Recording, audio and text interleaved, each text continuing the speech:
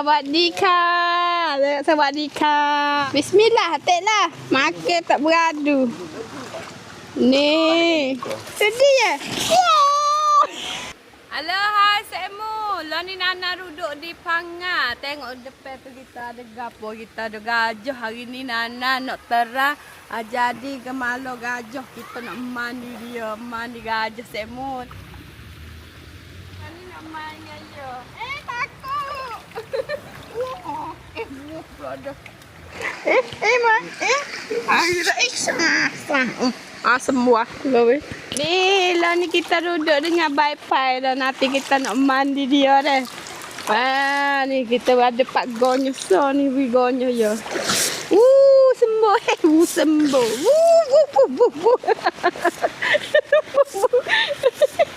Ya sembuh mu. Tengok main dengan dia dah. Loh, ngolingon ni tak dengar ni Dengar tak lingon ni Dengar tak ni? Wela, lo ni dia duk ngandung ni. Nak gorek aku, nak gorek aku dah. Nak sembuh kereta. Jangan bangun. Jangan bangun lah. Sedih ya? Bai-Pai, jangan marah. Tengok ni. Bai-Pai. Wih, pelodok. Jangan tak tembak kosel. Cuci lah kali ni. Boleh. Wih. Sawadika, ya wak sawadika Semu. Sawadika. Kencang leh. Pandangnya dia. Kejut aku. Kejut Bai-Pai. Panjang yo bulu mata dia. Ini kipi aja. Cepi. 7 tahun lah ni.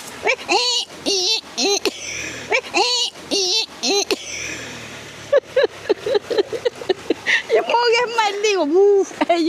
Ya mau orang maling ya. Ya kata gajah ni tengah duk ngandung setahun tahun dah ni ya duk ngandung ni.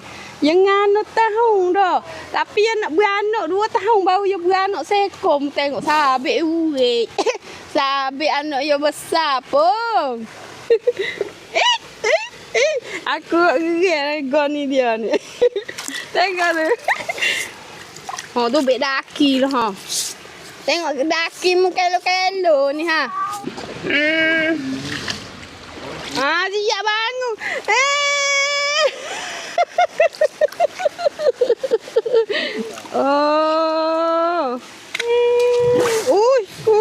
Leki.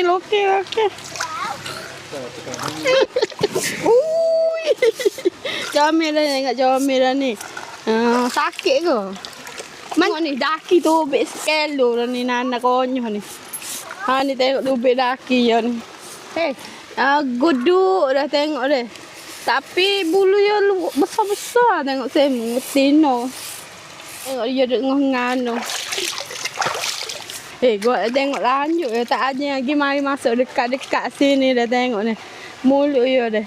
Lanjut ya tengok ni aku tak aja pergi dekat aku dekat.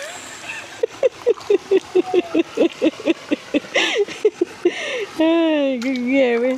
Makan air. Makan air. Makan air. Comel. Lepas air. Makan air. Wow.